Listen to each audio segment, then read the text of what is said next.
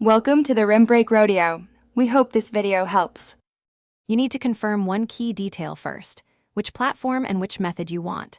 Say whether you mean Pokémon Black 2 on DS or an external tool like Dream Radar or Transfers. Once you tell me that, I'll give precise step-by-step actions.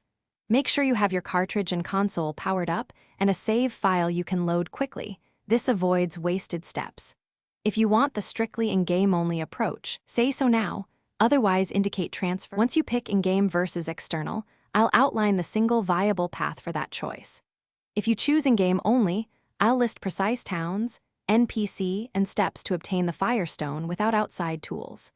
If you choose Dream Radar or Trading, I'll explain how to obtain the stone or an evolved Pokémon and transfer it back. Make sure to tell me which option so I don't give you irrelevant steps. This lets us move straight into detailed execution. You're one confirmation away from the complete sequence. Tell me which method, in-game only, Dream Radar, or Trade, and I'll deliver the exact route, NPC dialogue, item interactions, and any checkpoints. Save before starting because you may need to reload if a random event fails.